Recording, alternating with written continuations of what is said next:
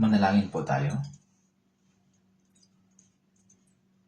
Banal at mahabagi naming Ama sa langit, na sa amin ay nagmamahal.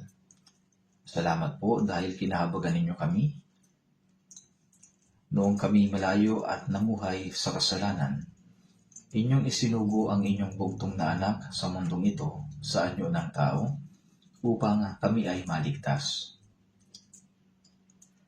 Si Jesus ay namatay sa krus bilang kapalit namin, at sa pamamagitan ng kanyang dugo ay nahugasan magpakailanman ang aming mga kasalanan.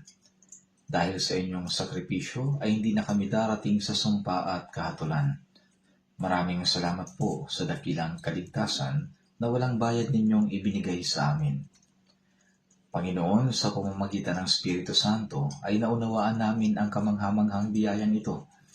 Kami na tinubos ng mahalagang dugo ni Jesus ay nagkakatipon sa inyong harapan upang purihin ang inyong dakilang pag-ibig at biyaya, matuto ng sakita, at makipag-fellowship sa banal na kapulungan. Naniniwala kami na kasama namin kayo maging sa oras na ito. Pagmasdan at ingatan po ninyo kami sa pamamagitan ng inyong mahabagin at makapangyarihang mga kamay. Patuloy po ninyong samahan ang bawat iglesia sa aming bansa at bawat iglesia sa buong mundo. Ang mga kapatid na nananatiling matapat at nangangaral ng Ebanghelyo sa kabila ng may hirap na sitwasyon. Ang mundong ito ay lalo pang nagiging masama at laganap ang kasalanan. Tunay na nabubuhay kami sa panahong napakadelikado. Panginoon, palakasin po ninyo kami at laging tulungan. Naway matapang naming maipahayag ang dakilang biyaya at ang salita ng katotohanan, upang maraming kaluluwa ang lumapit sa inyo at maligtas. Nagpapasalamat kami sa gawaing natapos nitong nakaraang linggo. Maraming tao ang nagtipon araw-araw upang mag-aral ng inyong salita. Naunawaan nila ang inyong biyaya at sila'y nagkaroon ng kaligtasan. Panginoon, patuloy ninyo kaming ingatan ng inyong mahabagin at makapangyarihang mga kamay. Protektahan at gabayan sa nalalabi naming buhay sa pamamagitan ng inyong biyaya at salita hanggang sa araw ng inyong muling pagdating. Upang kaming lahat ay makabahagi sa inyong kaluwalhatian at wala ni isa man sa amin ang mawala. Panginoon, bigyan po ninyo kami lagi ng salitang aming kailangan sa tamang panahon at turuan ninyo kami sa daan na dapat naming lakaran. Tulungan ninyo kaming maunawaan ng salita at ang banal ninyong kalooban na nais ninyong ipahayag sa amin. At pagkalooban kami ng higit pang karunungan, tapang at lakas upang mamuhay sa inyong kalooban sa nalalabi naming buhay. Dalangin po namin ito sa pangalan ng aming Panginoong Jesucristo. Amen. Nagtipon tayo nitong nakaraang linggo upang makinig at mag-aral ng salita ng Diyos. At naniniwala ako na maraming tao ang nakaunawa sa biyaya ng Diyos at naligtas.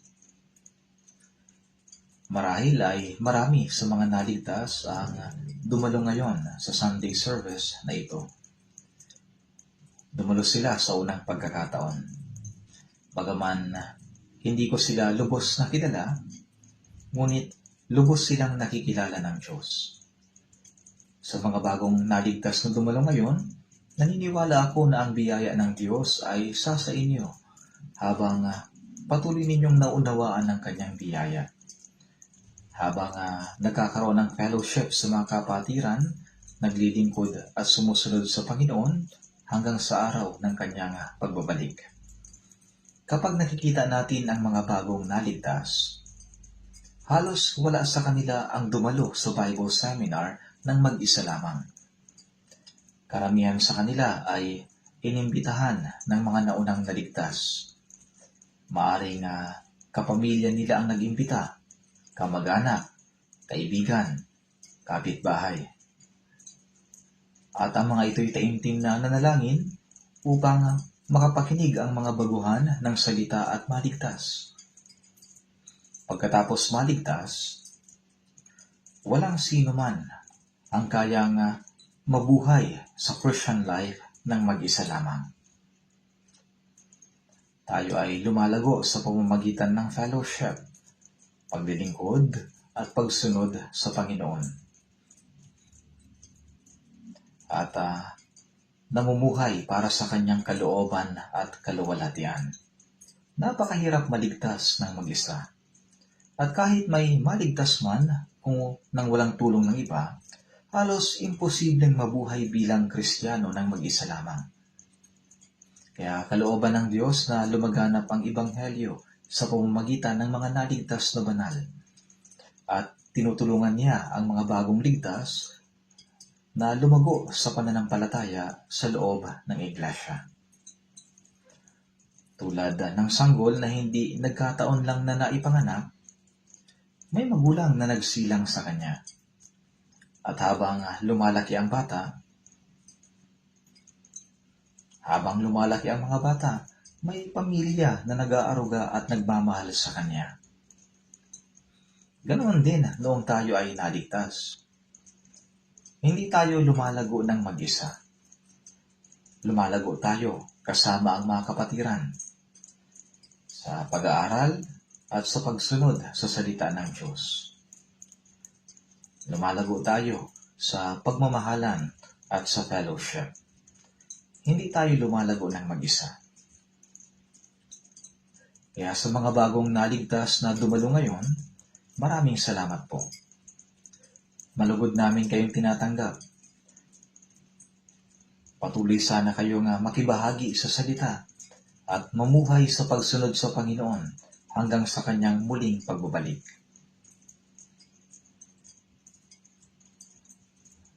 Ngayon,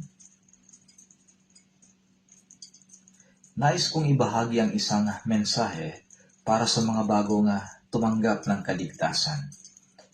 At isang mensahe dapat malaman ng lahat. Buksan po natin sa Biblia, Marcos chapter 4.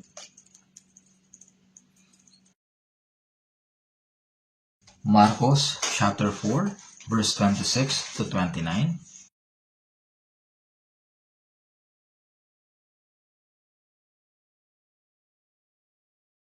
Marcos chapter 4, verse 26 to 29. Babasahin ko po.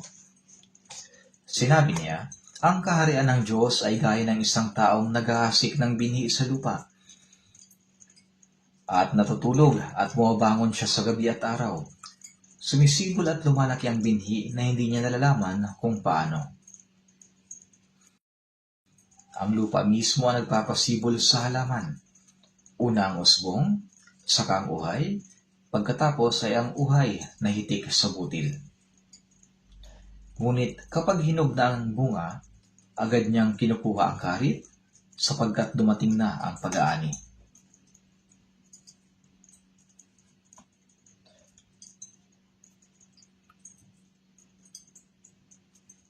Si Jesus ay madalas na gumagamit ng talinhaga upang ituro ang mahalaga at espiritual na katotohanan.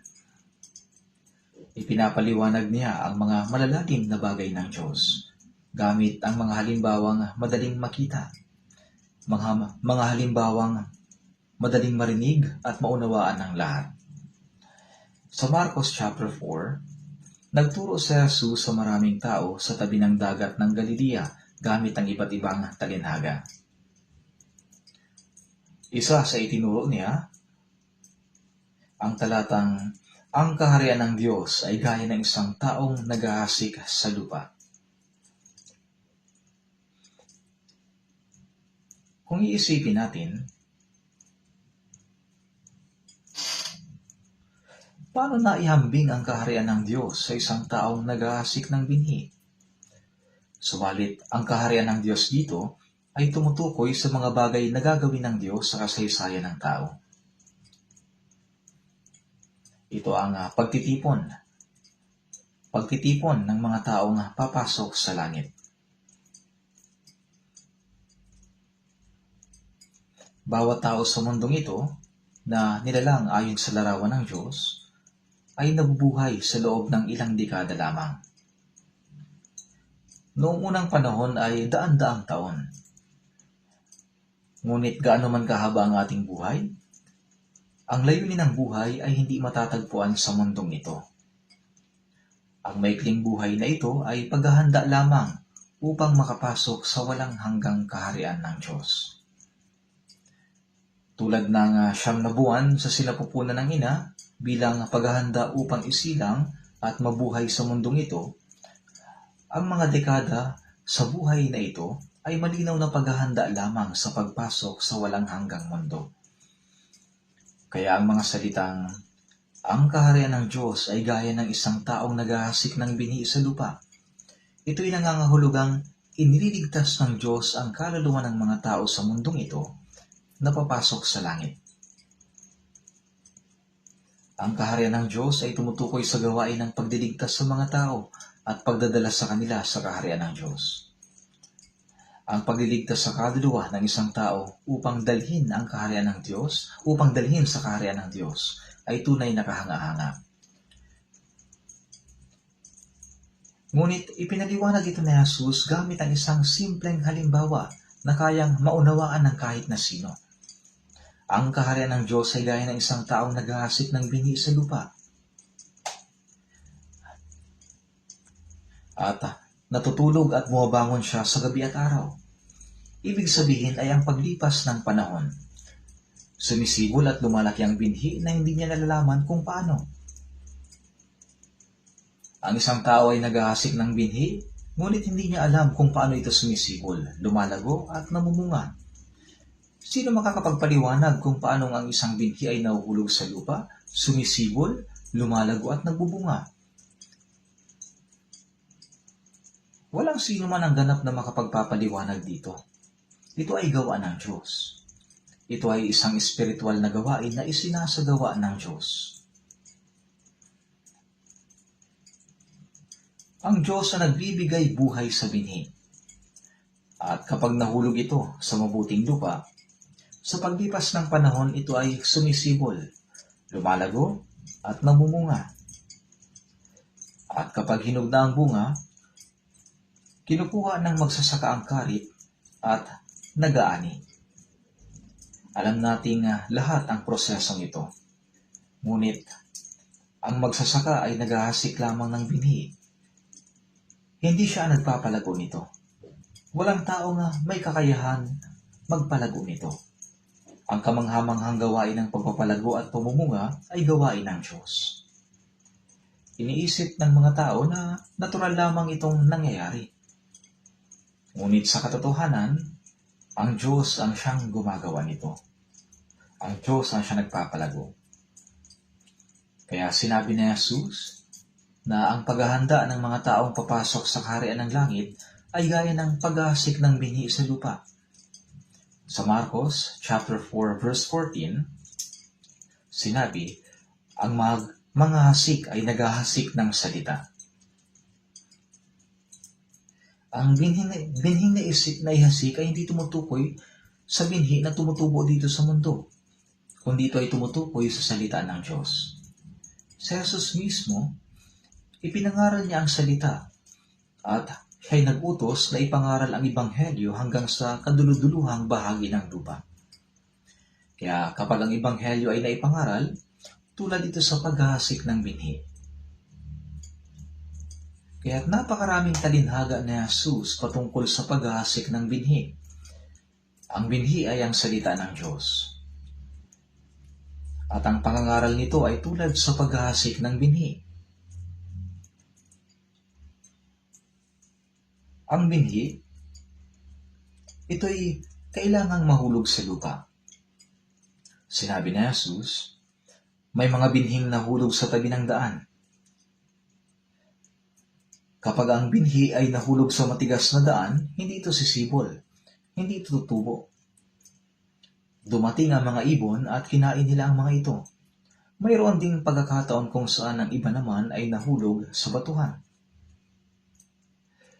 Do'y kakaunti lamang ang lupa. Kagad silang sumisibol, yamang hindi malalim ang lupa. Subalit pagsikat ng araw, ang mga iyon ay natutuyo. At dahil sa walang ugat, ang mga iyon ay tuluyang nalalanta. At muli ang iba ay nahulog sa mga tinikan. Tila ito'y sisibol at lalago ng sandali, subalit lumaki ang mga tinik at sinakal ang mga iyon. Subalit ang iba naman ay nahulog sa mabuting lupa at namunga. Ang iba ay tig-100, ang iba ay 60, ang iba ay 30. Kaya ang puso ng tao ay parang bukid. May mga taong matigas ang puso na gaya ng tabi ng daan. Ang salita ay maaaring ipangaral sa kanila, subalit dahil sa hindi ito na itatanim sa kanilang puso, ito ay tinatangay ng mga ibon papalayo. Sa Marcos chapter 4 verse 15, agad dumarating si Satanas at inaagaw ang salitang inihasik sa kanila. Maaaring makapakinig ng salita ng Diyos ang isang tao, subalit kinalaunan, ito'y kanilang nakakalimutan. Sinong kumukuha nito? Ang diablo ang umaagaw ng salita sa kanilang puso upang huwag silang maligtas. Ito'y ipinaliwanag ni Jesus sa kanyang salita. Agad dumating si Satanas at tinagaw ang salitang inihasik sa kanila. Kaya pagkatapos nilang marinig ang mahalagang salita para sa kaligtasan, ang taong may matigas na puso, pansamantala lamang itong naalala, at pagkatapos ito'y tuluyang nawawala. Inaagaw ni Satanas ang salita sa kanilang puso upang wag silang maligtas. Talagang ito'y nakakalungkot. Marami ng mga taong napangaralan ng Ebanghelyo at sila'y nakarinig ng salita. Kung silang lahat sana ay naligtas, ang bilang nila'y siguradong napakarami. Ngunit ngayon ay maraming ligtas sa buong bansa at maging sa buong mundo. Subalit kung ang lahat ng nakapakinig ng salita ay naligtas, sigurado ang bilang ay napakarami. Subalit, marami nakarinig ng salita, subalit hindi naligtas. Dahil sinabi ni Jesus na ang diablo ay inaagaw ang salita sa kanilang mga puso upang wag silang maligtas. Ang iba na may nahulog sa batuhan, na do'y kakaunti lamang ang lupa. Agad silang sumisibol yamang hindi malalim ang lupa. Subalit pagsikat ng araw, ang mga iyon ay natuyo. Dahil sa walang ugat, ang mga iyon ay tuluyang nalanta. Ang isang tao ay magtitiis lamang sa sandali. Subalit habang kulang pa ang katiyakan ng kaligtasan, kinakailangan niyang makatanggap ng marami pang salita at biyaya. Kaya kapag dumating ang maliliit na kahirapan, sila'y gaya ng halamang dinatnan ng sikat ng araw. Sila'y gaya ng halamang dinatnan ng sikat ng araw. Ito'y kaagad na nalalanta. May mga taong malapit na sanang tumanggap ng kaligtasan, subalit sila'y tumigil. At yun ang binhi na nahulog sa batuhan. Ang mga nahulog naman sa tinikan ay tumubo ng sandali, subalit lumaki ang mga tinik at sinakal ang mga iyon. Ang mga tinik ay ang pagnanasa sa sanlibutan ito. Binabalot ng lahat ng uri ng makamundong pagnanasa ang kanilang puso at buhay. Ito ay gaya ng mga tinik na humahadlang sa salita ng Diyos upang akayin ang tao sa kaligtasan, upang akayin sila sa tamang pananampalataya. Kaya walang makitang bunga. Ang taong ito'y nagtitiis ng sandali, subalit wala silang bunga. Sa Mark chapter 4 verse 19, inilarawan ang tinik bilang mga alalahanin ng sanlibutan. Yung pang-akit ng mga kayamanan at mga pagnanasa sa ibang bagay. Subalit patungkol sa mabuting lupa, sa Mark chapter 4 verse 20, sinabi, ang mga ito ang nasik sa mabuting lupa. Narinig nila ang salita, tinanggap ito at namumunga ng 30, 60 at 100.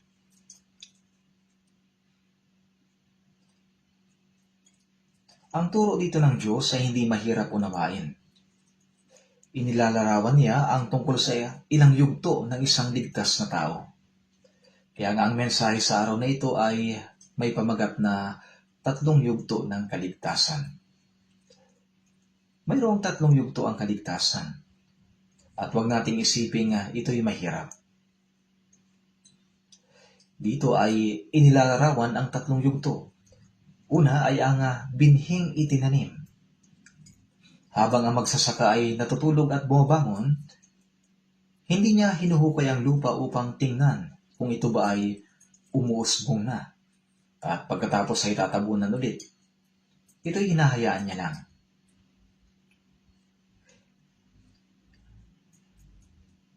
Dahil nangangailangan ito ng panahon. Siya ay natutulog at bumabangon. At kasunod nito ay ang gawain ng Diyos. Ang binhi ay uusbong at ang may gawa nito ay ang Diyos. Pagkatapos ay dumarating ang uhay ng butil na mas lalo pang lumago. Ang usbong ay ang simula ng buhay. At ang hinog na butil sa uhay ay ang bunga ng buhay. Ito ang paglalarawan sa tatlong yugto. Maraming talata sa Biblia ang tungkol sa kaligtasan. Subalit, bagaman binabanggit nito, kaligtasan, hindi ito tumutukoy sa magkakaparehong bagay, kahit na pare-parehong kaligtasan na binabanggit.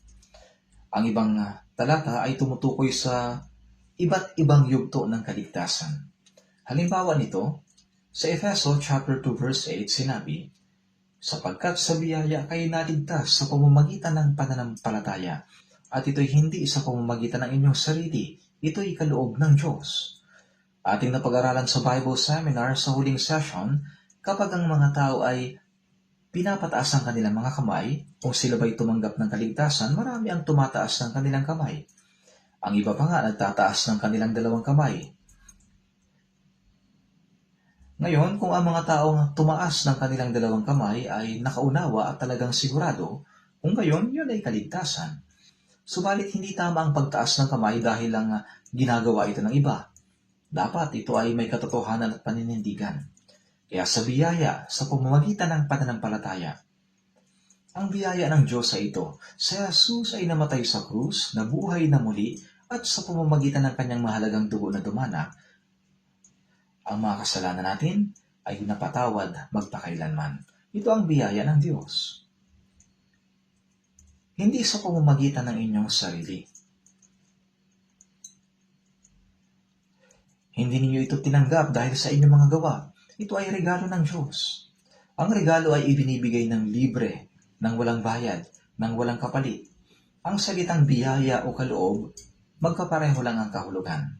Sa Efeso chapter 2 verse 8 at 9, ito ay kaloob ng Diyos. Hindi sa pamamagitan ng mga gawa upang ang sino man ay huwag magbalaki.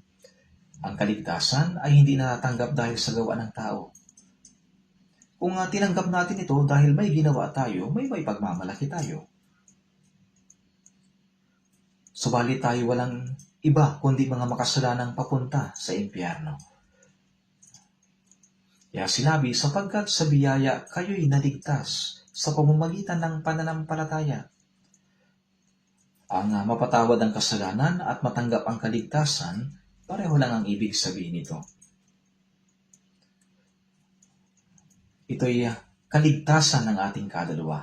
Ito ang tinutukoy dito, kaligtasan ng kaluluwa. Sa unang Pedro chapter 1 verse 8 at 9, sinabi, hindi ninyo siya gayon nakita, gayon may inyong iniibig, bagamat ngayon ay hindi ninyo siya nakikita, gayon may inyong sinasampalatayanan, at kayo nagagalak na may galak na hindi maipaliwanag at puspos ng kaluwalhatian, na inyong tinatanggap ang bunga ng inyong pananampalataya, ang kaligtasan ng inyong mga kaluluwa. Kaligtasan ng ating kaluluwa. Nang ang ating kaluluwa ay naligtas, nagkaroon tayo ng kagalakan na hindi may paliwanag at puno ng kaluwalhatian. Sa loob ng 10 taon, ako ay naging masigasig at tapat na Kristiyano. Pumasok ako sa seminaryo para mag-aral ng Biblia. Naging tagapamahala ako ng isang rural church at naging pastor sa isang kongregasyon. Ako ay humahayo para mag-evangelize. Talagang akala ko ako na ang pinakamahusay na mananampalataya sa lahat. Subalit dumating ako sa pagkaunawa na hindi pa ako na ipapanganak na muli. Gaano ko man suriin ang aking sarili, napagtanto kong hindi ko pa naranasang maipanganak na muli. Hindi ko ito magawang masabi sa kahit na kanino. Sa huli, nalaman ko ang nakakatakot na katotohanan. Pag namatay ako ngayon, pupunta ako ng impyerno. Sa gitna ng matinding paninibig sa biyaya ng Diyos noong October 30, 1962, may imanang nangyari. Hanggang doon ay akin lamang nalaman na ang lahat ay ayon sa doktrina, kaalaman lang. Pero nang gabing yon, binuksan ng Diyos ang aking mata upang maunawaan ko ang biyaya ni Jesus sa krus na konektado sa akin. Hindi ko ito maunawaan sa aking isip, subalit napagtanto ko ito sa aking konsensya. Nang sandaling iyon, ang aking buhay ay ganap na nabago. Nang sunod na araw, pagkatapos kong maunawaan ang kaligtasan, tumigil na ako sa pagpunta sa seminaryo. Pumasok ako sa seminaryo pero hindi ko na ito tinapos dahil naisip ko na wala nang rason para bumalik pa ako doon. Noon ay mayroon akong mga iginagalang na mga pastor. Subalit nang matanggap ko ang biyaya ng Diyos, nung ako ay naligtas at naipanganak na muli, ang mga pastor na yun ay naging para mga ipokrito na lang sa aking paningin. Inisip ko sa aking sarili, paano nila nagawang hindi ipangaral ang mahalagang katotohanan na ito? At ang mga itinuturo lang nila ay mga bagay na walang kabuluhan. Nagkaroon ng sama ng loob sa aking puso at napagtanto kong ito'y mali. Pagkatapos kong matanggap ang kaligtasan, walang sino mang nagturo sa akin.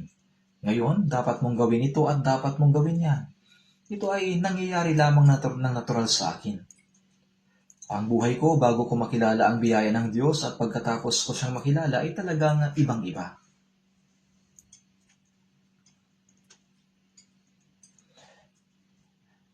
Halimbawa, si Charles Spurgeon, ang taong aktibong nangaral ng Ebanghelyo, hindi lamang sa England kundi sa buong Europa, mayroon siyang tunay na eksaktong araw ng kaligtasan. Ganyan ang mga taong tunay na naligtas. Ayon sa kanyang patutuo, bata pa lamang ay nagsisimba na siya kasama ang kanyang mga magulang. Subalit isang Miyerkules ng gabi, nagkaroon ng matinding snowstorm. Dahil sobrang kapal ng nyebe, hindi siya makapunta sa simbahan. Kaya't sinabi niya na napadpad siya sa isang maliit at payak na simbahan, isang munting chapel na malapit sa kanilang bahay. Pagpasok niya, iilan lang ang nagtitipon dahil sa bagyo. At kahit ang pastor ay hindi rin nakarating. Sa halip na pastor, isang binatang lalaki, isang sapatero, at katulong ng tagagupit ang tumayo sa pulpito dahil wala ang pastor.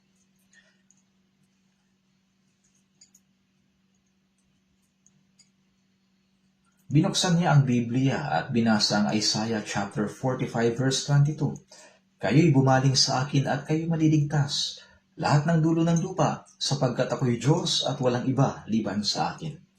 Pagkatapos niyang basahin ito paulit-ulit, siyang sumigaw ng, kayo'y bumaling sa akin, kayo'y bumaling sa akin, kayo'y bumaling sa akin. Nangaral siya na may sigasig. Subalit kalaunan ay naubusan siya ng sasabihin.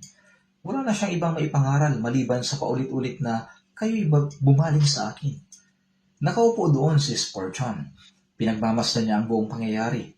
Iniisip kung gaano katawa-tawa tingnan ang binatang lalaki. Subalit nang sandaling iyon, biglang itinuro ng binata ang kanyang daliri kay Spurgeon at diretso siyang tiningnan.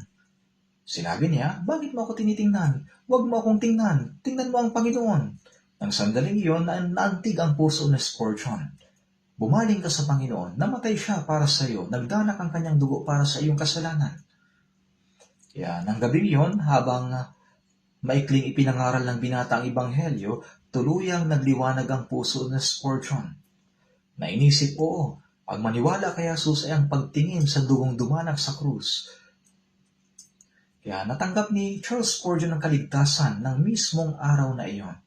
Ibinahagi ni Spurgeon kinalaunan na kahit ang ordinaryo at hindi kapansin-pansing binatang iyon ay nagsalita sa magaslaw at nakakatawang paraan, yun mismo ang unang beses na tiningnan niya ng maayos ang Diyos at tunay na naunawaan niya ang biyaya ng Diyos. Nang sandaling yon, si Spurgeon ay naging isang kahangahangang evangelist. Isinulat ni Spurgeon sa sarili niyang mga salita, sa mismong pook na yon, sa mismong lugar na yon, kung saan nangyari sa akin ang isang kahangahangang bagay.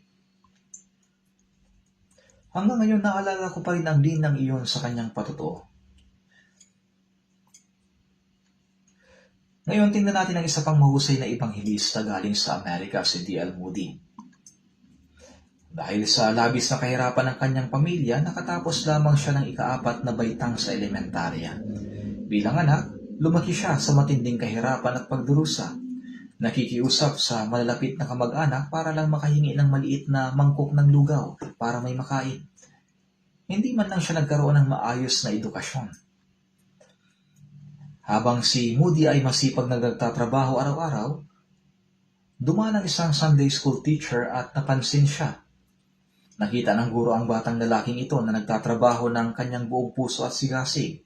Labis na naantig ang puso nito, kaya pumasok siya, umupo sa tabi ni Moody at habang siya'y abala sa pagtatrabaho, sinimulang ibahagi sa kanya ang ebanghelyo. Sa ilang araw na pangangaral, nakikinig man si Moody o hindi, ang guro ay patuloy at tapat na ibinahagi ang mensahe ni Kristo. At isang araw, sa pamamagitan ng walang sawang pag-ibig, natanggap ni Moody ang kanyang kaligtasan. Si Moody ay mayroon ding eksaktong araw ng kaligtasan tulad ni Spurgeon. Pagkatapos maligtas, siya'y puno ng sigasig, kaya pumunta siya sa kanyang pastor at nakiusap. Pastor, nais kong ipangaral ang ebanghelyo sa mga bata. Pakiusap, pahintulutan mo ako magturo sa Sunday school.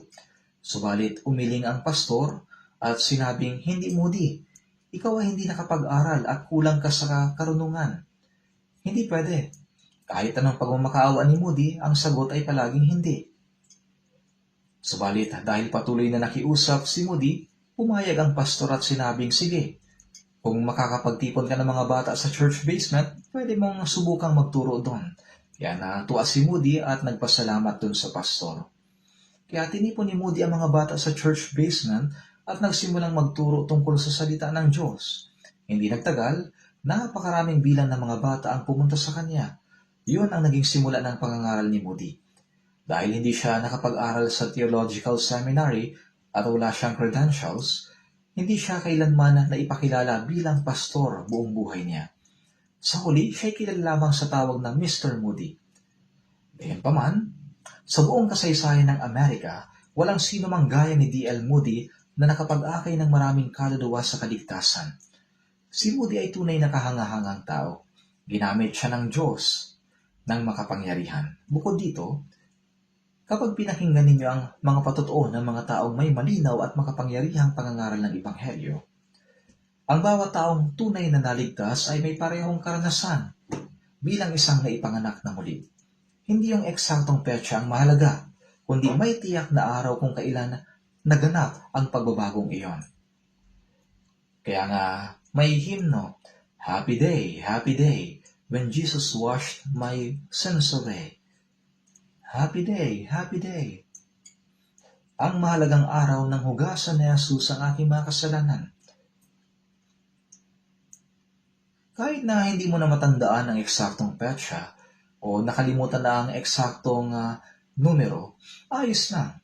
Subalit ang tiyak na naganap ang isang araw kung saan nalinis ang iyong kaluluwa at nalinis ang paglilinis sa iyong buhay. Ang kaligtasan ay hindi nangyari nang hindi mo nalalaman kung kailan mo natanggap.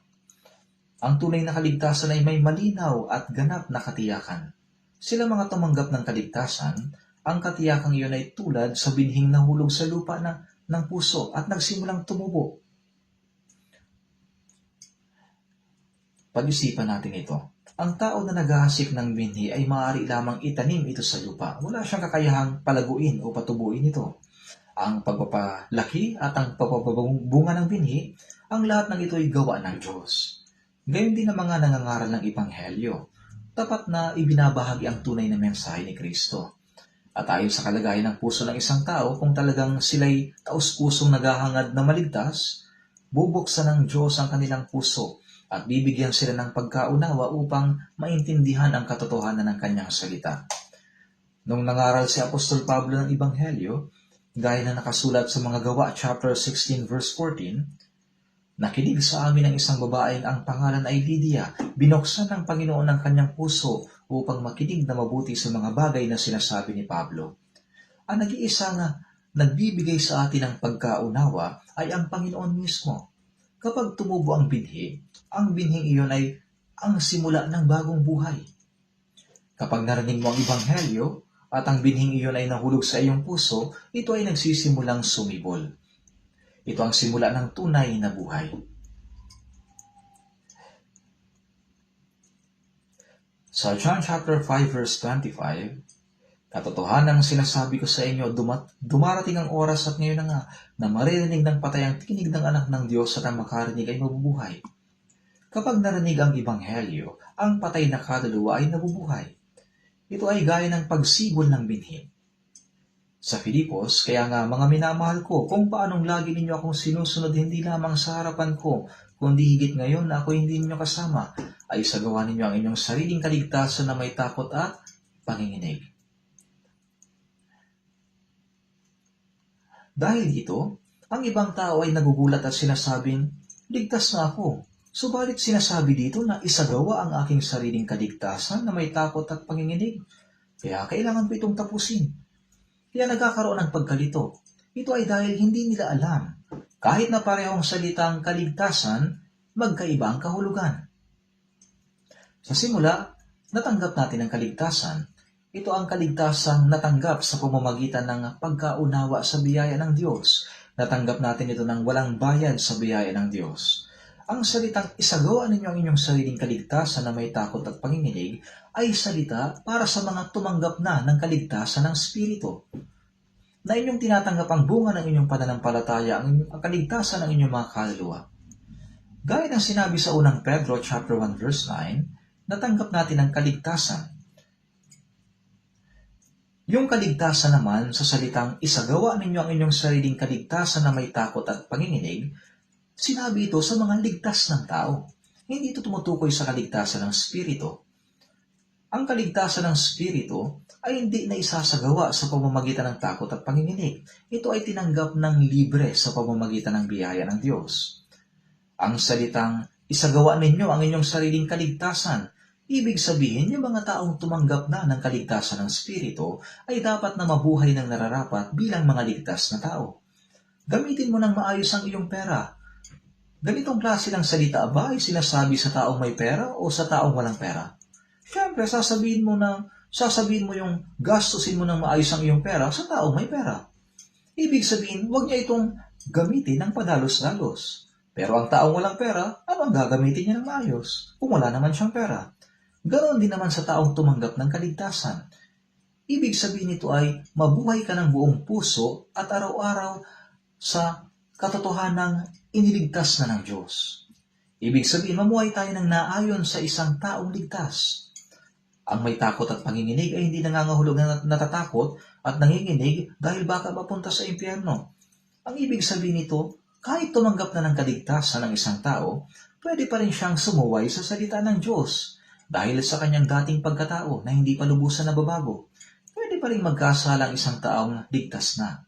Pag nangyari yon, magkakaroon ng problema. Mayroong disiplina o pagsaway mula sa Diyos.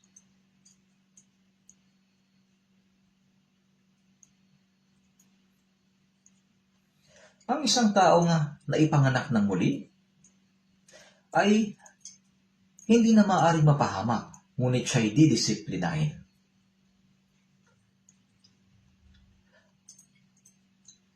Ang disiplina ng Diyos ay dumarating sa iba't ibang paraan. Kung ang isang tao ay nandaya at nagnakaw ng pera, pwede siyang mawalan ng higit pa kaysa doon. Kung gumawa siya ng masama sa kapwa, tiyak na darating sa kanya ang disiplina ng Diyos.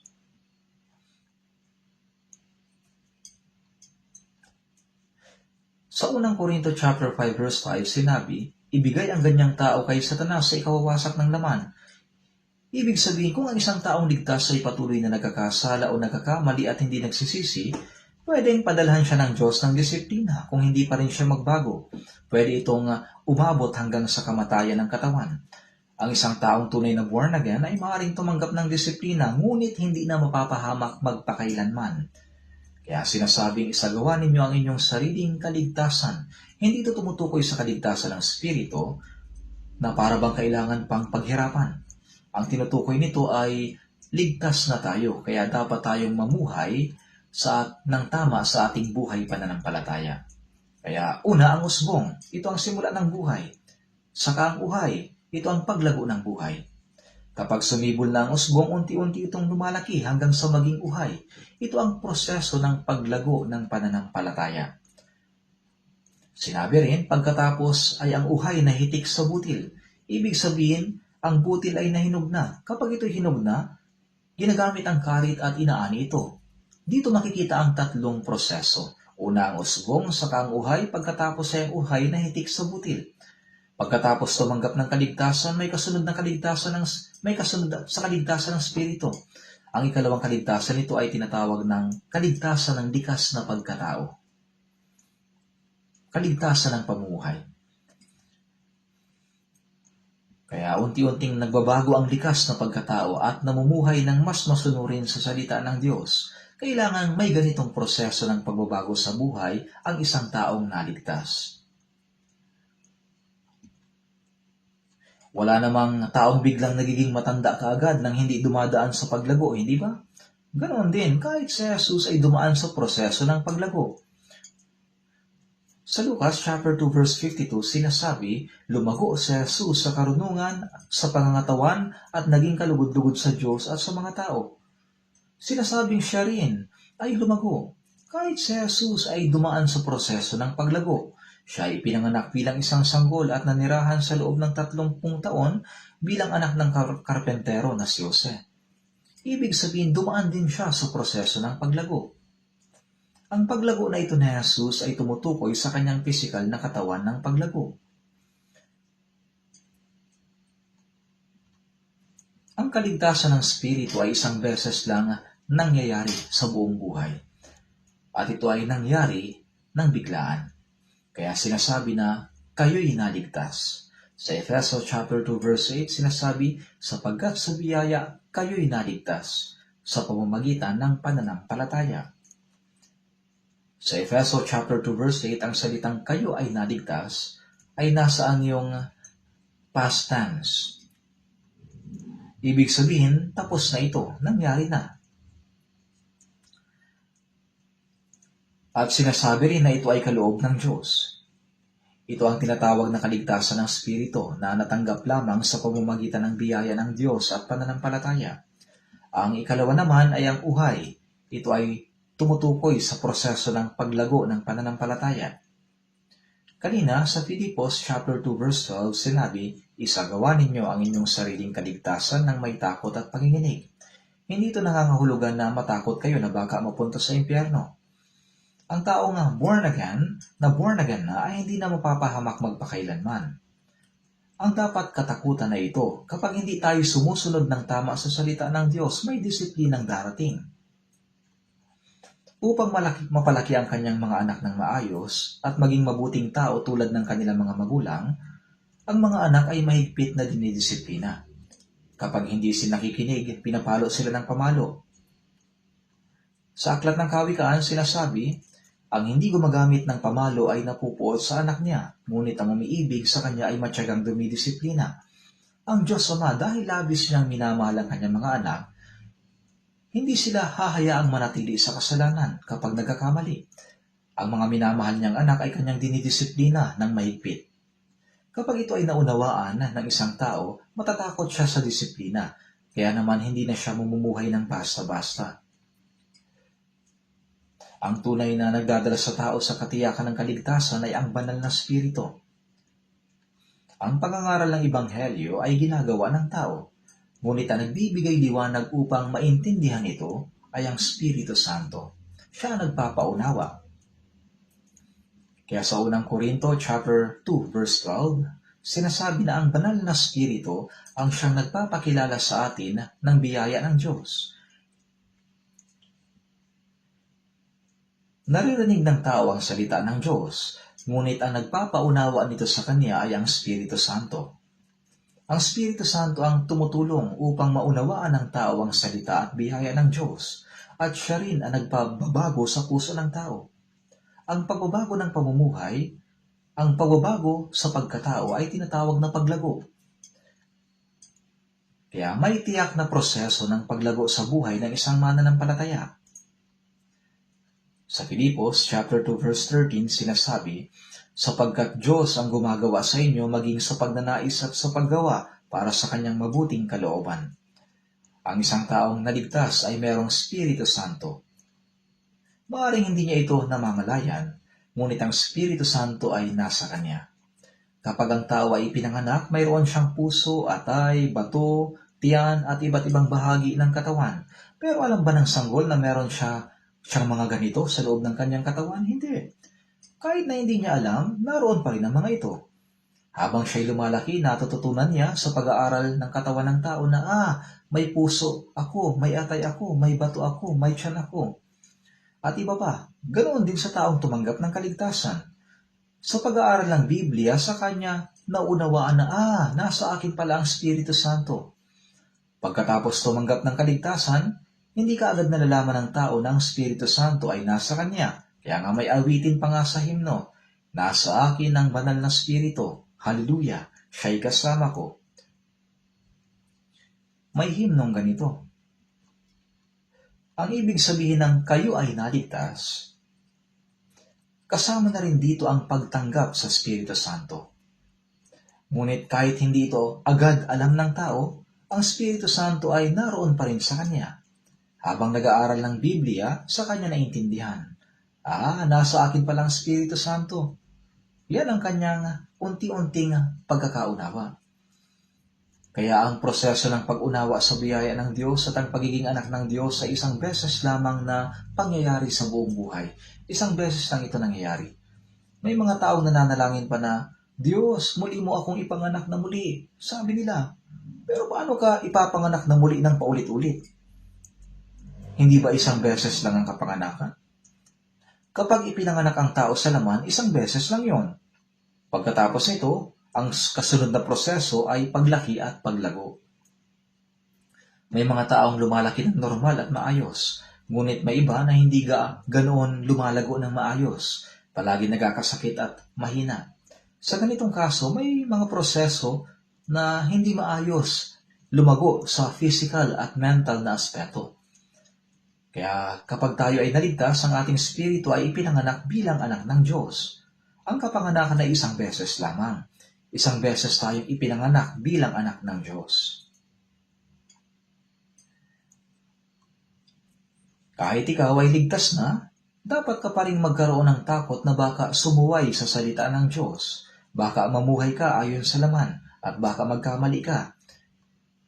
Hindi ito takot na mapupunta sa impyerno. Ang ibig sabihin ng isagawa ninyo ang inyong sariling kaligtasan na may takot ay panginginig ay ito.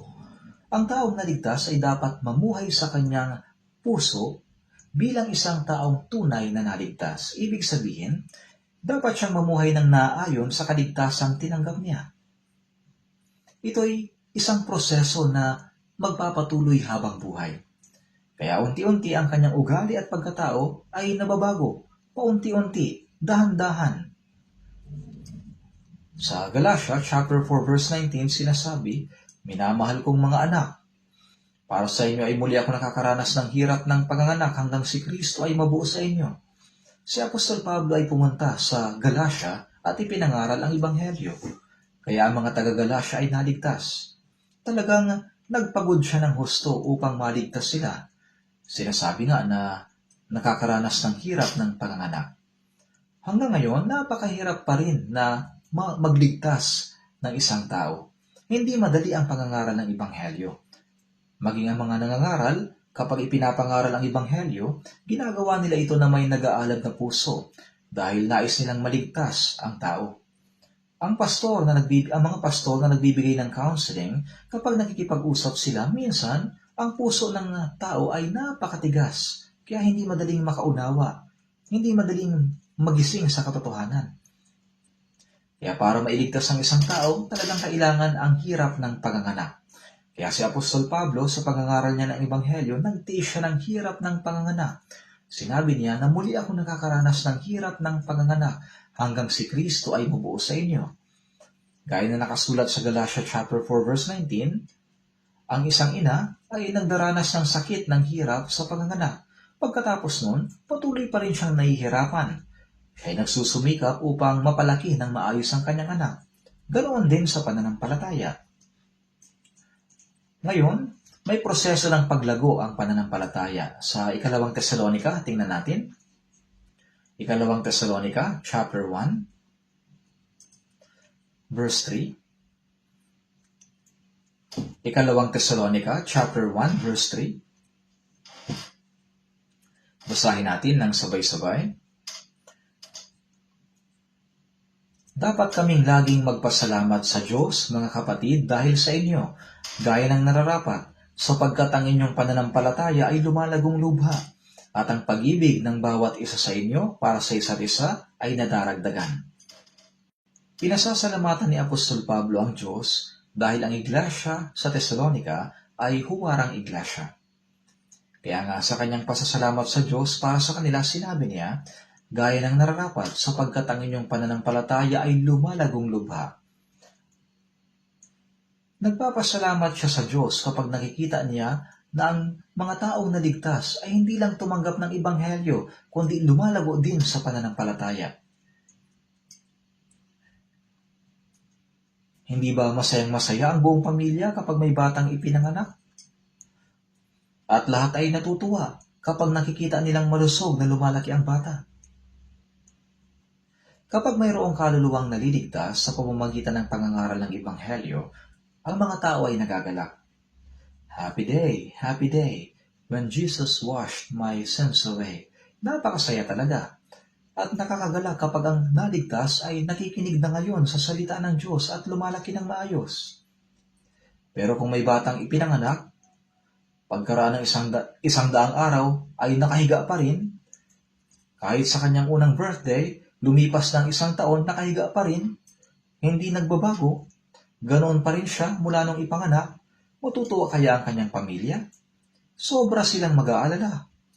Kung sa umpisa ay nakahiga siya, pagkatapos ay gumugulong, gumagapang, at saka kumakapit sa paa ng mesa, habang nanginginig na tumatayo at nakakapaglakad ng hakbang, magsisigawan sa galak ang buong pamilya pag nakita nila ito. Sasabihin nila, nakakalakad na ang anak natin. Ngunit paano kung ganoon pa rin sila mula nung ipanganak? Malaking problema, dapat silang lumago. Kaya nga sinabi ni Apostol Pablo na nagagalak siya na makita ang pananampalataya ng mga banal sa Tesalonika patuloy na lumalago pagkatapos maligtas. Nang makita niya kung paano ang mga banal ay nag-iibigan at lumalago, siya ay nagalak. Tingnan natin.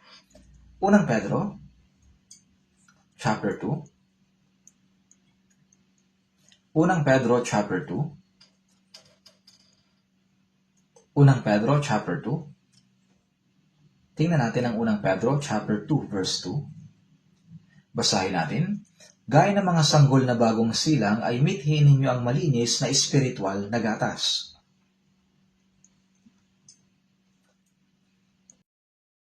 Mga sanggol na bagong silang. Ano ang ninanais ng isang bagong panganak na sanggol? Naghahanap ba sila ng sigarilyo? Ang bagong panganak na bata, ang hinahanap ng nila'y gatas. Hindi sila naghahanap ng sigarilyo o kung ano. Kaya may hymno, like a newborn baby for milk. I cannot forget it even for a moment. Gaya ng mga sanggol na bagong silang, mithiin ninyo ang malinis na espiritual na gatas ng salita. Ang kakapanganak pa lang muna muli, ang bagong ligtas ng mga kapatid ay tinuturing ng mga bagong silang na sanggol. Sila'y mga bagong panganak na sanggol sa spirito. Ano ang dapat gawin ng batang kakapanganak pa lang? Dapat silang uminom ng gatas. Ang dalisay na gatas ng salita ay ang salita ng Diyos. Magpatuloy sa pakikinig, pagbabasa, pag-aaral, at pagsunod sa salita ng Diyos. Dahil ang mga salitang ito'y malinis na gatas. Ang pag-aaral ng salita ng Diyos ng patuloy ay katulad sa pag-inom ng gatas. At paunti-unti, lumalago tayo, higit at higit pa. Mayroong kaligtasang ng paglago. Kapag ikaw ay pinanganak na muli, nangyayari kaagad yon, yung kaligtasan ng kaluluwa. Ang paglago naman, pagkatapos maligtas, ay isang bagay na buong buhay. Kaya naman sa Galatia, chapter 4, verse 19, hanggang si Kristo ay mabuo sa inyo.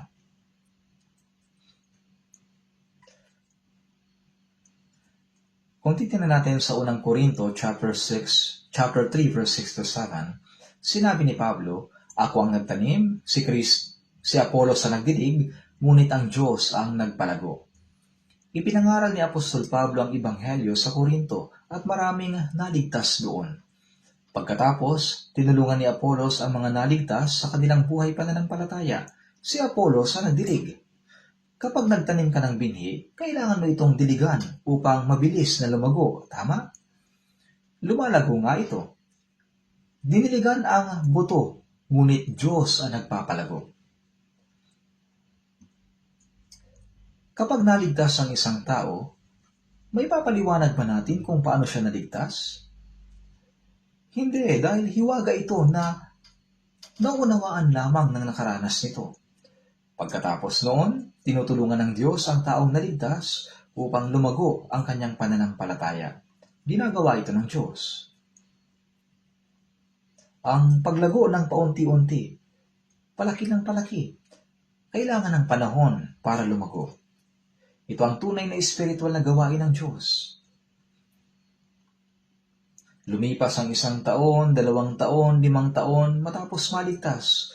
Ngunit kung ang isang taong ligtas ay walang anumang pinagbago kahit ilang taon na ang lumipas, talagang nakapagtataka ito. Baka hindi sila tunay na ligtas. O baka may sakit sila.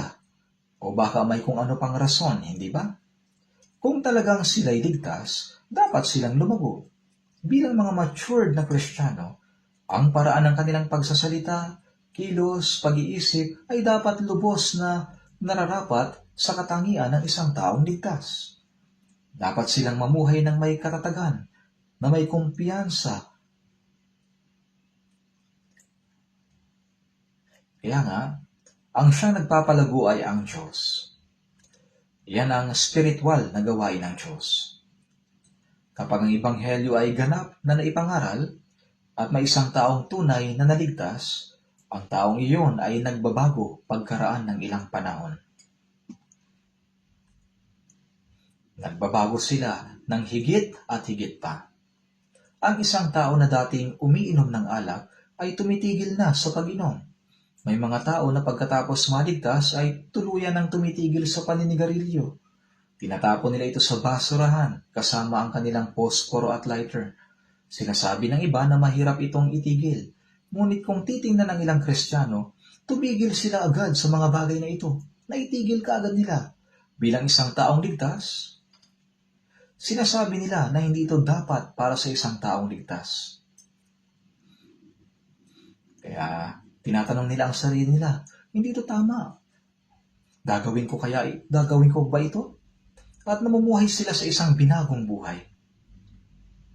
Kaya nga ang paggawa ng pagbabago ay gawain ng Diyos yung pagbabago. Sinabi, pagkatapos ay ang uhay na hitik sa butil. Una ay ang usbong, saka ang uhay, pagkatapos ay ang uhay na hitik sa butil. Ngunit kapag hinog na ang bunga, agad niyang kinukuha ang karit. Kinukolekta sila ng Diyos at isinasama niya sa Kanya.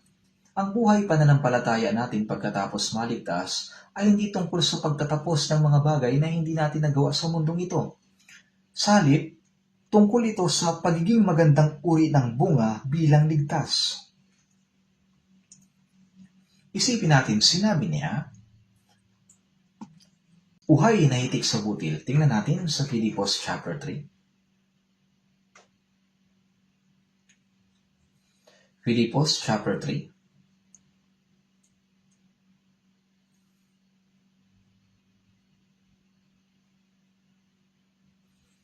Verse 20. Nasa page 300 sa Bagong Tipan. Basahin natin ang verse 20 at 21. Chapter 3, verse 20 at 21. Basahin natin ng sabay-sabay. Sapagkat ang ating pagkamamamayan ay nasa langit, mula roon ay hinihintay naman natin ang tagapagligtas, ang Panginoong Hesukristo, na siyang magbabago ng ating hamak na katawan upang maging katulad ng katawan ng kanyang kaluwalhatian, ayon sa kapangyarihan na kumikilos sa kanya upang maipailalim sa kanyang sarili ang lahat ng mga bagay. Sinasabi na ang ating pagkamamamayan ay nasa langit. Ang taong ligtas ay mamamayan na ng langit.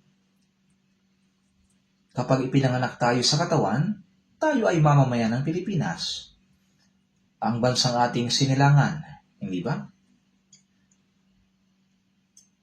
Kailangang protektahan ng bansa ang kanyang mga mamamayan. Kahit pumunta sila sa ibang bansa, pinoprotektahan pa rin sila ng gobyerno kapag sila ay nasa kahirapan o panganib.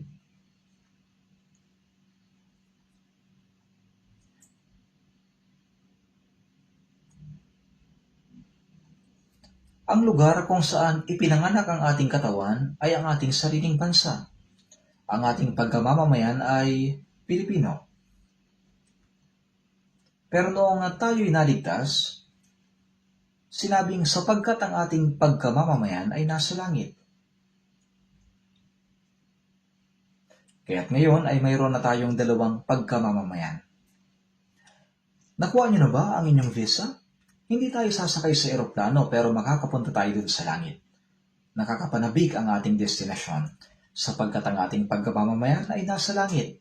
Mula roon, hinihintay naman natin ang tagapagligtas, ang Panginoong Jesucristo.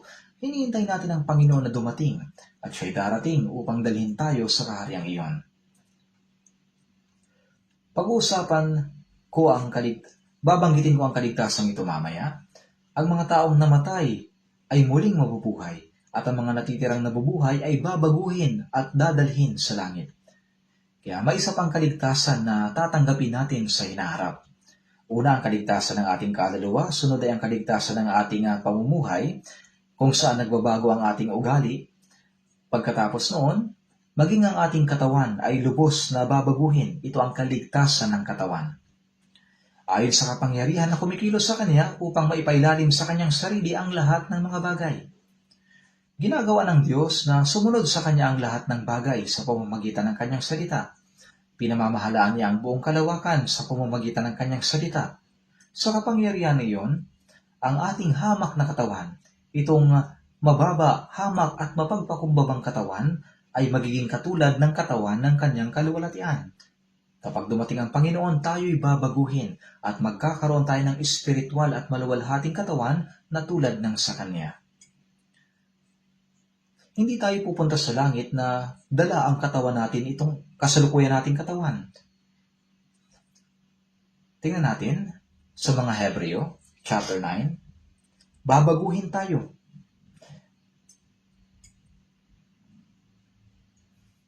Hebreo chapter 9, verse 28. Hebreo chapter 9, verse 28.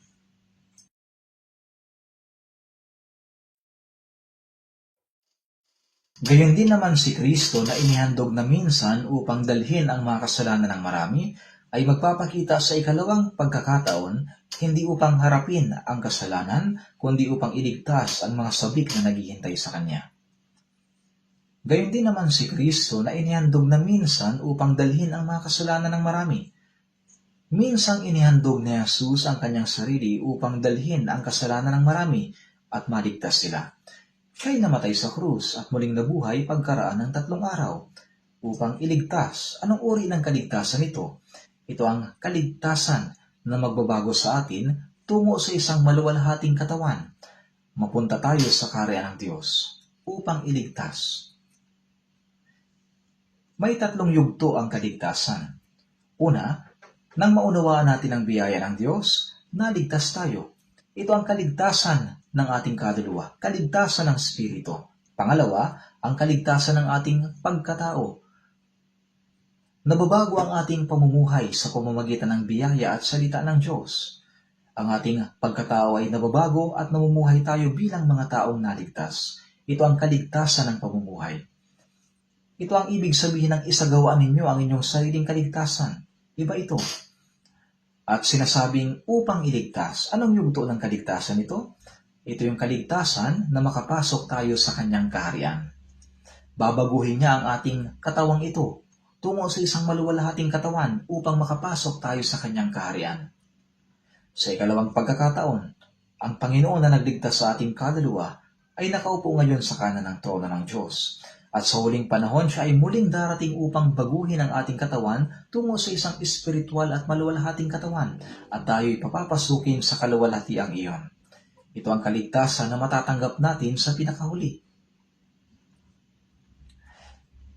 Sino ba ang mga sabik na naghihintay sa Kanya? Ang naghihintay sa pagdating ng Panginoon ay mga taong naipanganak na muli. Para sa mga hindi paligtas, ang araw ng pagdating ng Panginoon ay araw ng paghukom. Gaya ng sinabi, titipunin niya ang kanyang trigo sa kamalig, subalit ang iba ay susunugin niya sa apoy na hindi mapapatay. Kaya ang hindi ligtas ay itatapon sa apoy na hindi mapapatay. Hindi upang harapin ang kasalanan, kundi upang iligtas ang mga sabik na naghihintay sa Kanya. Kaya ito ay tumutukoy sa kaligtasan sa muling pagdating ng Panginoon, kung saan babaguhin ang ating hamak na katawan. Upang huwag kayo malito, malinaw nating paghihiwalayin ito. Una, ang kaligtasan ng kaluluwa, kung saan naunawaan natin ang biyaya ng Diyos at naligtas tayo sa pamamagitan ng pananampalataya. Ito ay minsan lang sa buong buhay at ito ay sa pamamagitan ng biyaya ng Diyos. Pangalawa, kapag naligtas na ang isang tao, dapat lumago ang kanyang pananampalataya. Nagbabago ang ating pagkatao, pamumuhay at sumusunod tayo sa salita ng Diyos. Ito ay dapat unti-unting nababago. Sa Mateo chapter 5 verse 48, sinabi ni Jesus, "Kaya't kayo ngay maging sakdal, gaya ng inyong Ama sa langit na sakdal." Paano magiging sakdal ang isang taong naligtas, gaya ng inyong Ama na nasa langit na sakdal? Kapag hanga-hanga ang isang ama, sasabihin ba niya sa kanyang anak, "Ayos lang, kahit kalahati ko lang ang tularan mo"? Siyempre hindi. Kapag dakila ang ama, nais niyang ang anak niya ay maging tulad niya. Ang Diyos ay ganap na banal. Kaya nga sinabi, kayo maging sakdal gaya ng inyong Ama sa langit na sakdal. Kaya dapat tayo maging higit at higit pang sakdal. Ito ang proseso ng paglago ng ating pananampalataya.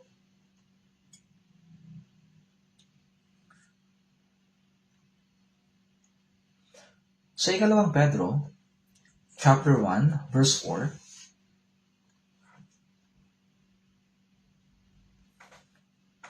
maging kabahagi kayo sa likas ng Diyos. At sa unang Pedro chapter 1, verse 13,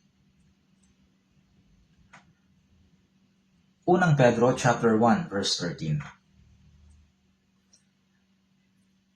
kaya't ihanda ninyo sa gawain ang inyong mga pag-iisip, na supilin ninyo ang inyong sarili at ilagak ang inyong pag-asa sa biyayang darating sa inyo kapag inihayag na si Jesucristo.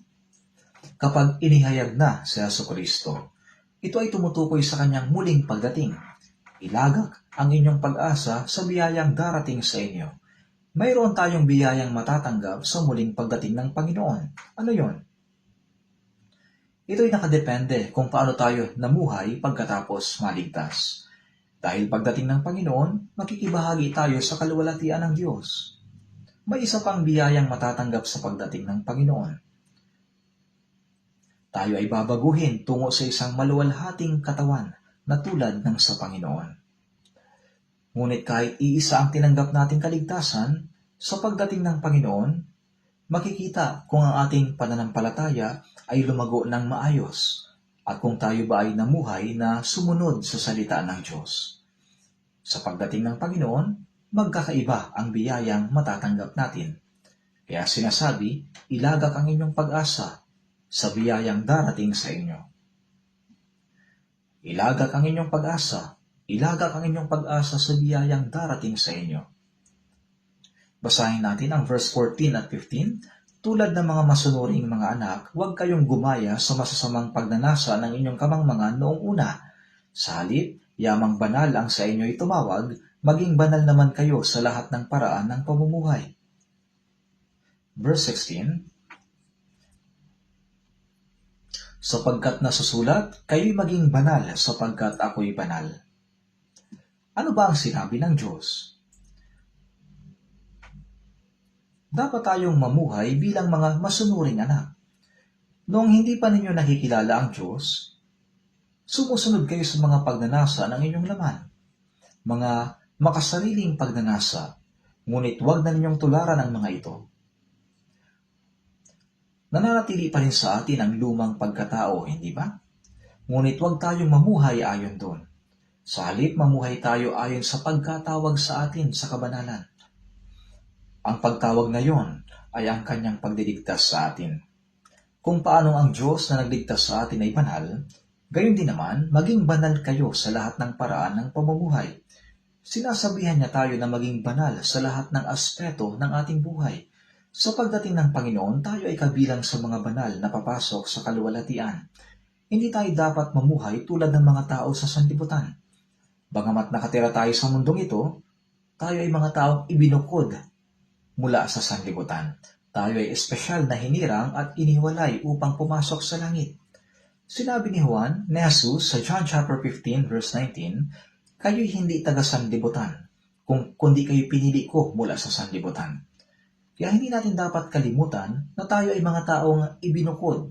Bagamat pareho tayong nabubuhay sa mundong ito, tayo ay ibinukod at itinilaga upang pumasok sa kaharian at kaluwalhatian ng Diyos. Sa kabilang banda, ang mga taong hindi paligtas sa mundong ito, sila'y lubusang nakatakda sa impyerno. Sa Apokalipsis chapter 22, sinabi, malapit na ang panahon. Ang marumi ay hayaang magpakarumi pa, at ang matuwid ay hayaang maging matuwid pa. Sa mga huling araw, ang mga tao sa mundo ay parang handa na sa impyerno. Kung titingnan mo ang pamumuhay ng mga tao sa mundo, para bang naghahanda na sila para sa kapahamakan ng impyerno ngayon pa lang. Pero paano naman tayo? Ano ba ang dapat nating gawin? Tayo ay mga taong ibinukod mula sa kanila upang pumasok sa langit. Sinabi ng Diyos Ama, kayo'y maging banal sapagkat ako'y banal. Ang kabanalan ay nangangahulugang hiwalay na pamumuhay, isang pamumuhay na hiwalay sa mundo. Ang ating pananalita, pag-iisip, kilos at paraan ng pamumuhay ay dapat na iba sa mga tao sa mundo. Hindi dapat katulad. Sa halip, yamang banal lang sa inyo'y tumawag, maging banal naman kayo sa lahat ng paraan ng pamumuhay, sapagkat nasasulat, kayo maging banal sapagkat ako'y banal. Sapagkat ang Diyos ay banal, sinabi niya, kayo'y maging banal. Tayo ay naghihintay sa Panginoon sa kanyang muling pagbabalik. Hindi ba namumuhay tayo habang hinihintay ang Panginoon? Iniisip ba ninyo na hindi natin kayang mamuhay na hiwalay sa mundo? Bakit hindi? Kung tinutulungan tayo ng Diyos. Kung mabubuhay tayo ng may layunin at paraan ng pamumuhay na naayon sa pagiging anak ng Diyos, iingatan, tutulungan at gagabayan tayo ng Diyos sa lahat ng bagay sa ating buhay. Kailangan natin mamuhay sa ilalim ng gabay at tulong ng Diyos. Ang mga tao sa mundong ito ay namumuhay ng walang pakialam. Nagkakasala sila ayon sa kagustuhan ng kanilang puso. Tulad ng sinasabi sa Kawikaan 9:17, ang ninakaw na tubig ay matamis, ang tinapay na kinakain sa lihim ay kanais-nais. Sinasabi nila na may kasiyahan sa pagkakasala. Ngunit tayo, dapat tayong mamuhay ng may kagalakan. Ang kagalakang nagmumula sa pagsunod sa banal na salita ng Diyos at sa pamumuhay para sa kanyang kaluwalhatian.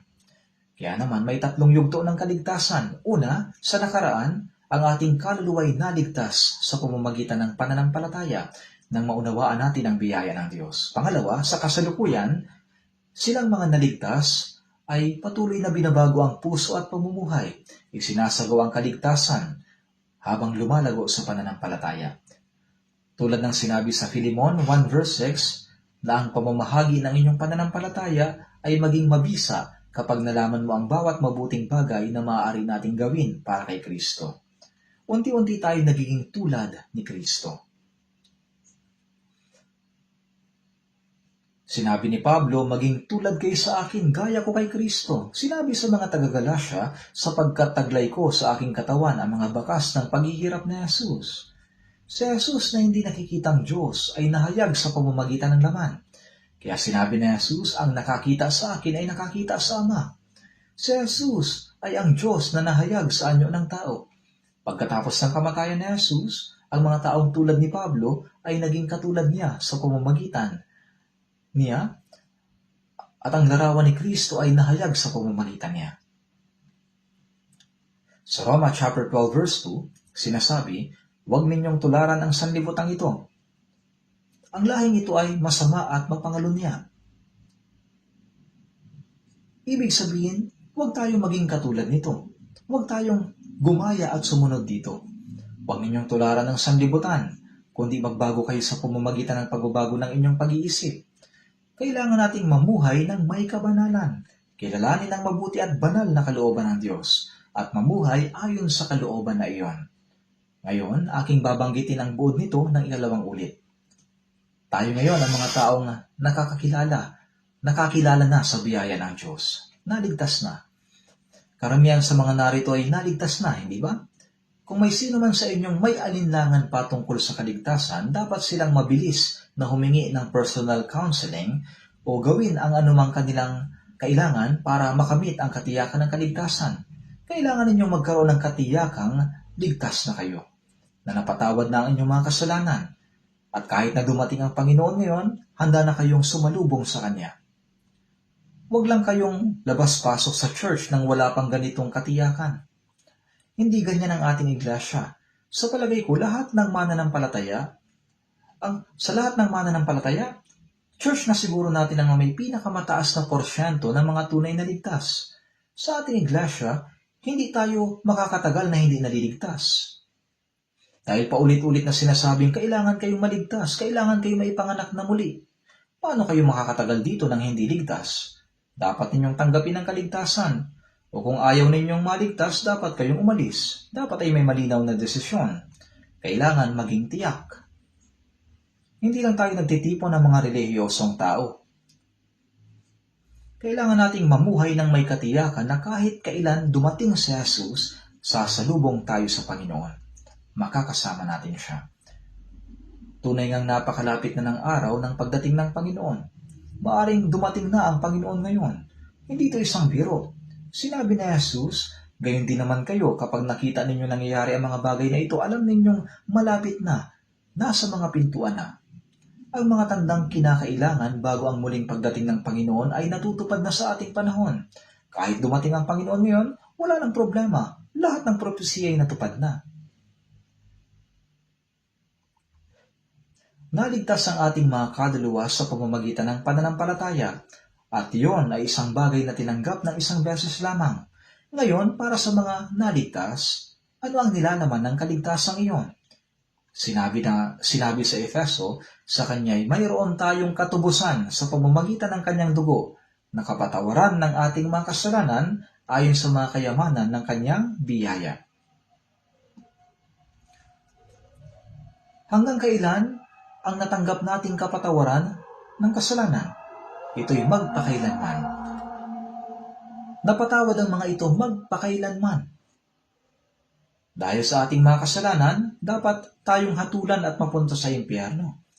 Ngunit upang huwag tanggapin ang hatol, tinanggap ni Jesus ang hatol bilang kapalit natin. Siya'y ipinako sa krus. Siyang tumanggap ng lahat ng sumpa at hatol na dapat sana nating tanggapin. Sa pamamagitan ng kanyang dugo, nilinis niya tayo magpakailanman. Wala nang kahit nakatiting na kasalanan na natira. Sa Revelation chapter 1 verse 5, doon sa umibig sa atin at sa nagpalaya sa atin mula sa ating mga kasalanan sa pamamagitan ng kanyang dugo, binigyan niya tayo ng kalayaan at kapayapaan mula sa hatol at kapahamakan. Tinanggap natin ang kapatawaran ng ating mga kasalanan, napatawad tayo magpakailanman, inaring ganap tayo.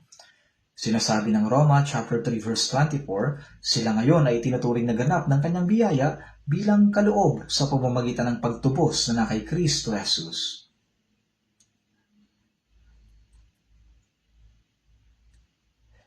Pagkatapos, sa John chapter 5 verse 24 ay sinasabi, katotohanang sinasabi ko sa inyo, ang nakikinig ng aking salita at sumasampalataya sa kanyang nagsugo sa akin ay may buhay na walang hanggan at hindi darating sa kahatulan, kundi lumipat na sa buhay mula sa kamatayan. Sinabi nitong nakamit natin ang buhay na walang hanggan. buhay na walang hanggan. At sa John chapter 6 verse 47, katotohanang sinasabi ko sa inyo, ang sino mang sumasampalataya ay may buhay na walang hanggan. Mayroon na tayong buhay na walang hanggan ngayon. Pagkatapos sa unang Pedro 1 verse 3, sa pamamagitan ng muling pagkabuhay ni Jesucristo mula sa mga patay, tungo sa isang manang hindi nasisira, walang dungis at hindi kumukupas. Muli tayong ipinanganak sa isang buhay na pag-asa. Ibig sabihin, ipinanganak tayong muli. Kayo ba ipinanganak ng muli? Noon, kapag sinasabi ko na ako'y ligtas na, ang mga tao ay nagugulat. Sinasabi nila, paano mong nalaman na ang isang tao ay may ganoong kayabangan na naligtas na siya? Sinasabi niya. At nang sabihin ko na ako'y ipinanganak ng muli, lalo silang nagulat. Ngunit iisa lang ang kahulugan nito. Ang maligtas, ang maipanganak na muli, ang matanggap ang kapatawaran ng kasalanan, ang ariing ganap, magkakapareho lang ang kahulugan ng lahat ng ito. Ipinanganak tayo ng Diyos sa pamamagitan ng salita ng katotohanan. Tayo ay naging mga anak ng Diyos. Ano ba ang karapatan upang maging anak ng Diyos? Ang ating amang Diyos ay siyang lumikha at namamahala ng buong kalawakan. At siya ang hari ng mga hari na namamahala sa lahat ng mga hukbo ng mga anghel sa langit. At ang Diyos na lumikha at namamahala sa buong universe ay aking Ama. Kaya sa Mateo, chapter 6 verse 9, Ama naming nasa langit. Tayo ay mga anak ng Diyos. Tayo ay naging tagapagmana ng Diyos.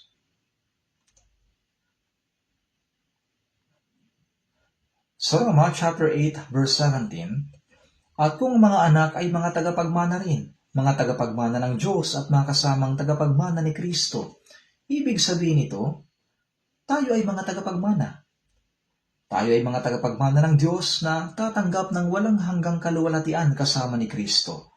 Napakadakilang karangalan nito, hindi ba? Kung tayo ay ipinanganak na anak ng isang pangulo, ano kaya ang mangyayari? Kung hindi tayo maingat, maaari tayong mamatay. Totoo yun. Sa tingin ba ninyo, mabuti ang maging pangulo? Napakaraming taong gustong pumatay sa mga pangulo. Kaya iniisip ko na talagang mapalad ako dahil hindi ako naging pangulo. Siyempre, wala namang gusto na maging pangulo ako. At sa totoo lang, kahit alukin pa nila ako, hindi ko ito tatanggapin. Ang pagiging anak ng Diyos ang pinakamabuti. Tama ba? Tayo ay naging mga anak at mga tagapagmana ng Diyos. Sa Galatia, tinanggap ba ninyo ang Espiritu sa pamamagitan ng mga gawa ng kautusan o sa pamamagitan ng pakikinig sa pananampalataya? Nang marinig natin ang salita at sumampalataya tayo ay naligtas. Kasabay noon, tinanggap natin ang Espiritu Santo. Alam niyo ba yon? Ang Espiritu Santo ay nasa loob natin. Kaya naman sa unang Korinto, chapter 6, verse 19, hindi ba niyo nalalaman na ang inyong katawan ay templo ng Espiritu Santong nasa inyo? Dahil ang Espiritu Santo ay nasa loob ko, ako ay templo ng Diyos. Kaya may hymno, The Lord always lives in me, and I am in the Lord. Ang Panginoon ay nasa akin, at ako ay nasa Panginoon. Ako at ang Panginoon ay hindi pwedeng paghiwalayin. Palagi natin kasama ang Panginoon saan man tayo magpunta, hindi ba? Pero ngayon, may problema. Kung gusto kong pumunta sa isang makamundong lugar, tapos sasabihin ko sa Panginoon, Panginoon, may balak akong pumuntahan ngayon, pero ang lugar na yun ay hindi niyo magugustuhan. Kaya manatili na lang kayo dito sa bahay at magpahinga. Sasabihin ba ng Panginoon, sige na, ayos lang. Ano kaya ang sasabihin ng Panginoon? Hindi, sasama rin ako. Sasama siya. Isasama ba ang Panginoon kahit saang lugar mo gustong pumunta? Hindi ako nagbibiro. Saan ka man magpunta, naroon ang Panginoon kasama mo. Isasama mo ba ang Panginoon sa isang nightclub para sumayaw? Hindi yun makatwiran. Sinasabi ng Biblia na si Enoch ay lumakad na kasama ng Diyos hanggang siya'y dinalang paitaas sa langit. Tayo rin ay kailangang mamuhay. Tayo rin namumuhay tayong kasama ng Panginoon.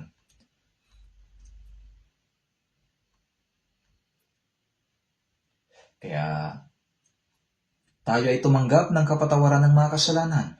Tayo inaring ganap, tumanggap ng buhay na walang hanggan, ipinanganak na muli, naging mga anak ng Diyos, naging tagapagmana ng Diyos, tumanggap ng Espiritu Santo. Ilan lahat yun?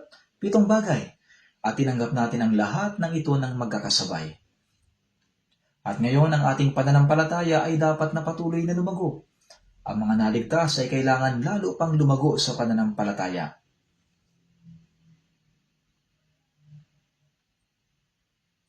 Sa unang Korinto chapter 13 verse 11, sinabi ni Apostol Pablo, "Nang ako'y bata pa, nagsasalita akong gaya ng bata, nag-iisip akong gaya ng bata, nangangatwiran akong gaya ng bata. Ngayong ganap na ang aking pagkatao, iniwan ko na ang mga bagay ng pagkabata." Ang isang bata ay hindi pa mature. Kapag may nakikita akong taong ligtas na, ngunit namumuhay pa rin gaya ng sa bata, naiisip ko, naku, ganyan pa rin sila, kailan kaya sila lalago?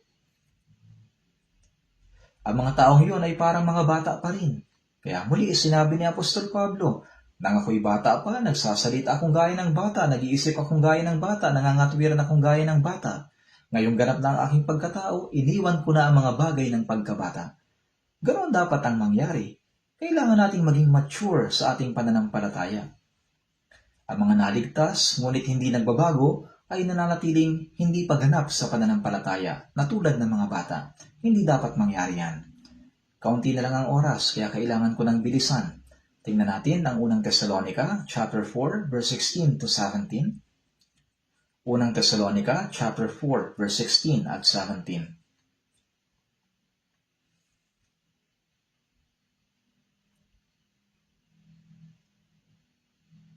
Unang Tesalonica, chapter 4, verse 16 at 17. Verse 16 at 17.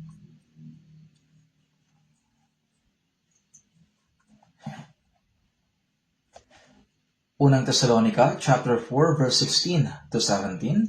"Sapagkat ang Panginoon mismo ang bababa mula sa langit na may sigaw, may tinig ng arkanghel at may trompeta ng Diyos. At ang mga namatay kay Kristo ay babangon muna. Pagkatapos, tayong nabubuhay na natitira ay aagawin kasama nila sa mga ulap upang salubungin ang Panginoon sa papawirin. At sa gayon ay makakapiling natin ang Panginoon magpakailanman." Nagsalita siya tungkol sa pagbabalik ng Panginoon sa impapawid. Ang Panginoon na may sigaw, may tinig ng arkanghel at may trompeta ng Diyos. Pag dumating ang Panginoon, darating siyang kasama ang mga anghel ng langit. Kaya may hymno, "Our Savior, whom this world despised and cast away, will appear again and with great glory and majesty." Si Jesus na hinamak at ipinako sa krus ng mundong ito, sa kanyang muling pagdating, darating na kasama ang mga anghel ng langit. Sa tunog ng trompeta, taglay ang kamahalan, kaluwalhatian at kapangyarihan ng Diyos. At ang mga namatay kay Kristo ay babangon muna nang sa panahong iyon, silang mga ligtas kay Kristo at namatay na ay bubuhayin, maging ang kanilang mga katawan. Sa ngayon, ang kanilang mga spirito lamang ang nasa harapan ng Panginoon. Pagkatapos tayong nabubuhay na natitira, tayo mga buhay pa ay sasalubong sa Panginoon ng buhay pa kapag siya'y dumating, tulad ni Enoch, kasama ng mga banal na muling nabuhay. Ang mga ulap ay hindi nangangahulugang ilang libong metro sa itaas ng langit, kundi tumutukoy sa espiritual na mundo upang salubungin ang Panginoon sa papawirin. Kaya namumuhay tayo kasama ng Panginoon magpakailanman at hindi na kailanman mawawalay sa Kanya. Nakakawiling pagmasdan kung paano umuunlad ang takbo ng kasaysayan sa ngayon. Nakakatuwang isipin maaari nating makasalubong ang Panginoon habang buhay pa tayo. Hindi ba't mabuti yun? Sa palagay ko'y napakabuti. Ang mundong ito ay mauhulog sa matinding kaguluhan sa hinaharap. Ang mundong ito ay magiging parang isang buhay na impyerno. Totoo ito. Sa Ezekiel chapter 38, sa Revelation chapter 16, ang digmaan ng Armageddon. Pagkatapos sa Zacarias chapter 14, ang buong mundo ay magsasama-sama upang lumusog sa Israel. Doon ipapataw ang hatol ng Diyos. Ang huling digmaan ay nuclear war. Ngunit hindi ito digmaan na merong mananalo at matatalo. Ito ay digmaan upang hatulan ng Diyos ang mundong ito. Ang digmaang yon ay malapit na sa atin. Wala nang ibang paraan. Yun lang ang paraan ng Diyos upang hatulan ang mundong ito. Tayo ng mga naligtas, kailangan maging tulad ng sa Marcos chapter 4 verse 28. Una ang usbong, saka ang uhay, pagkatapos ay ang uhay na hitik sa butil. Kailangan tayo maging ganap na butil na karapat-dapat pumasok sa makalangit na kamalig. Pakiusap, maging masigasig tayo sa ating buhay pananampalataya. Manalangin na tayo. Mahabagin naming at Diyos Ama, kami na malayo sa inyo at namuhay sa kasalanan ay nararapat tumanggap ng walang hanggang kahatulan. Ngunit dahil sa inyong dakilang pag-ibig sa amin, pinasa ng Panginoong Hesus ang sumpa at hatol na kami sana ang tatanggap. Pinatawad ang aming mga kasalanan magpakailanman at iniligtas kami ng walang bayad, kaya nagpapasalamat po kami sa biyayang ito. Tulungan mo po kaming mga naligtas sa pamamagitan ng mahalagang dugo ng Panginoon na mamuhay sa nalalabing bahagi ng aming buhay nang walang kahihiyan bilang mga anak ng Diyos. Tulungan niyo po kami sa pamamagitan ng kapangyarihan ng inyong salita at ng Espiritu Santo na maialay namin ang nalalabi naming buhay para lamang sa Panginoon. Ito po ang aming dalangin sa pangalan ng aming Panginoong Hesukristo. Amen.